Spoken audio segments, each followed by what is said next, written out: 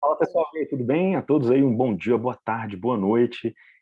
Essa é a aula número 5 de uma sequência de 10 aulas que eu estou disponibilizando aqui no meu canal do YouTube para que você possa conhecer uma metodologia chamada Na Prática. Então, como é essa metodologia? De onde que eu criei ela? Essa metodologia ela funciona da seguinte maneira. A gente sabe muito bem que quando a gente está estudando, principalmente inglês, né, gente?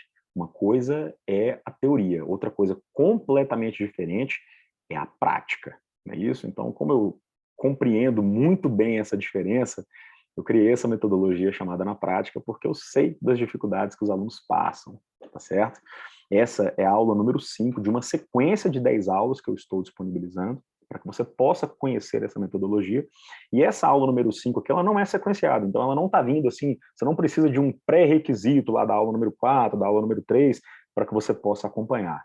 Mas as aulas de 1 a 4, elas variam o nível ali de básico a intermediário, então seria interessante você dar uma olhadinha naquelas aulas também, tá bom? O público dessa aula de hoje é o público intermediário, então é aquele pessoal que consegue acompanhar uma aula em inglês, tá bom? Você vai perceber que em algum determinado momento aqui dessa transmissão, a tecla SAP será ativada e eu não vou mais falar em português, vou falar apenas em inglês. Então, por isso que o público é intermediário. E qual que é o foco da aula de hoje? Qual que é o grande bizu? Hoje, o foco está em cima da leitura, então é uma aula de reading, tá? Qual que é o diferencial disso daqui? A aula de reading, ela procura te tornar fluente em leitura. Tá? Então, eu não vou ensinar você a adquirir vocabulário, não vou ensinar você a falar hoje aqui. Hoje eu vou te tornar fluente em leitura. Você vai perceber que ao final dessa aula, você vai ter conhecimento técnico para que você possa até melhorar na sua oratória, beleza? Então, realmente é um negócio bem diferenciado mesmo.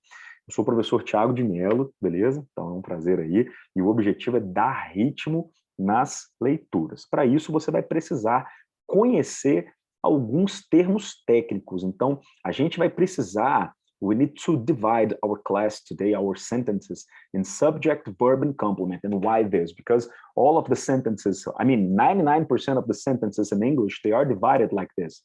Subject, verb, and complement. And if they have this order, we say it is affirmative or negative sentences. This kind of sentence, they have a steady, I mean, they have a constant intonation.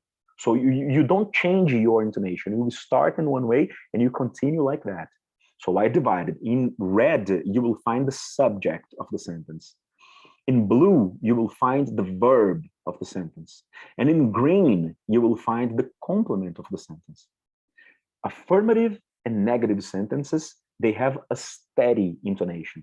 You don't change this intonation. So let me open here for you to see better. Just a second. Look, repeat with me like this. Look, Ambrose Bierce was an American author and journalist. So you identify it's affirmative here, okay? No negative aspects. Your intonation needs to be constant. Repeat. Ambrose Bierce was an American author and journalist. Repeat. Ambrose Bierce was an American author and journalist. So here you see a linked sound, was in. And here another linked sound, in American, authorin, journalist. Repeat the sentence. Ambrose Bierce was an American author and journalist. Sentence number 2. In red, the subject, in blue, the verb, and in green, the complement, okay? Repeat. His most popular book is probably The Devil's Dictionary. His most popular book is probably The Devil's Dictionary. So what I want you to understand in these examples, you cannot change the intonation of your sentence to sound fluent.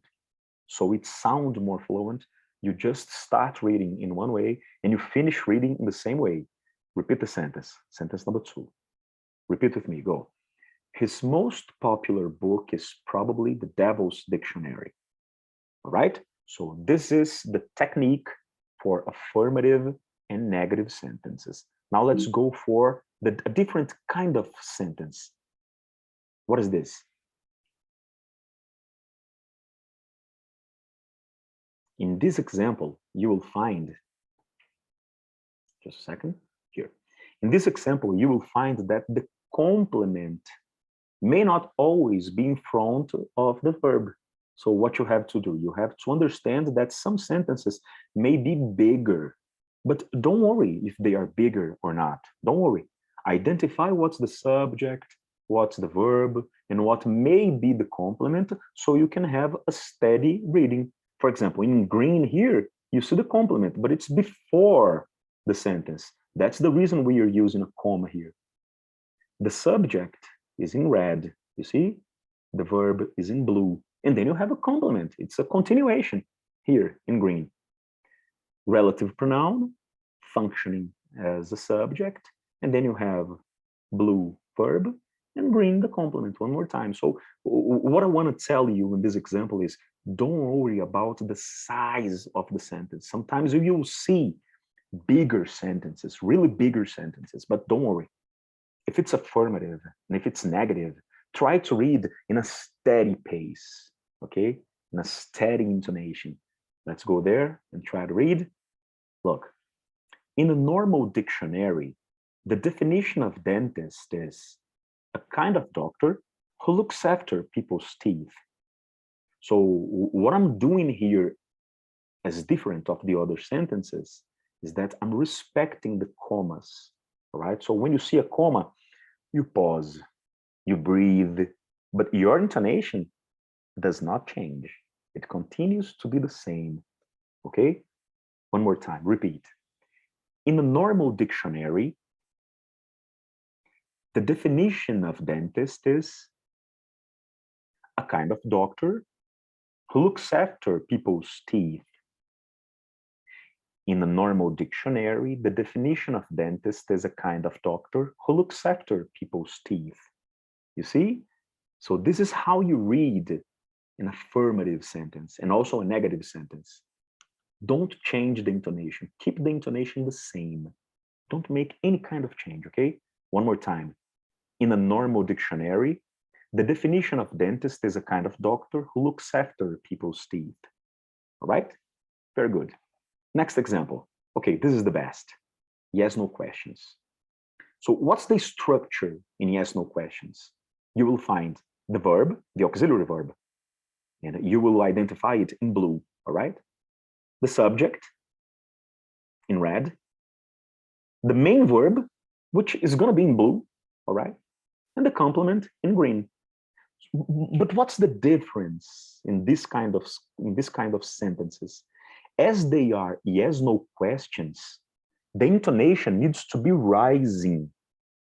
So the intonation of your voice is different. You have to understand, you have to pay attention in my intonation, and you repeat, okay? Repeat. Do you work here? Do you work here? This is the intonation for yes, no questions. Independent of the verb tense, okay? For example, this is present perfect. Repeat. Have you seen Jack? Have you seen Jack? So you see that the intonation is rising. We call it rising intonation. It's not steady. Now it's rising. It is going up. Sentence number 3. Would you do that to me? Would you do that to me?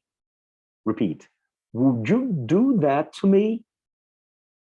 Sentence number 4 now. Is she coming for dinner? Is she coming for dinner? So you see, the intonation needs to be rising when you have yes, no questions. And how you identify the yes, no question? They have this structure. Auxiliary verb in blue, subject here in red, verb, the main verb, and the complement here in green.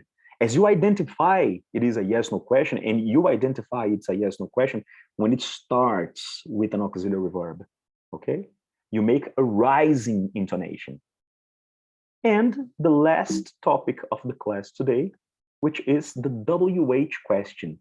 What happens when you have WH questions? So the structure is bigger. You will identify the WH question in black, the auxiliary verb in blue, subject in red, the main verb in blue, and the complement in green. But now the intonation needs to be falling. So your intonation is not rising. It's not steady anymore. Your intonation now is falling, and you need to respect that. Repeat. What do you do here? Repeat. What do you do here? Sentence number 2. Let me widen here. Sentence number 2. Where have you seen Jack? Where have you seen Jack? Sentence number 3. Why would you do that to me? Why would you do that to me? Sentence number 4. When is she coming for dinner? When is she coming for dinner? Ok? So, vamos lá então. Agora eu vou falar em português para poder fazer um resumão da aula. O que você aprendeu? Na aula de hoje você aprendeu que frases afirmativas. Você aprendeu que frases afirmativas e negativas, elas têm uma entonação constante. O pace dela é sempre o mesmo. Aí aqui, nesse outro slide, eu ensinei para você que, independente do tamanho da frase, porque ela pode ter um complemento maior, esse complemento ele pode mudar de posição, não fica nervoso. Se você identificou que ela é afirmativa ou negativa, a entonação dela vai ser sempre a mesma. E aí, eu te ensinei muitíssimo importante, que ao falar uma yes, no question, você tem que fazer uma entonação que sobe.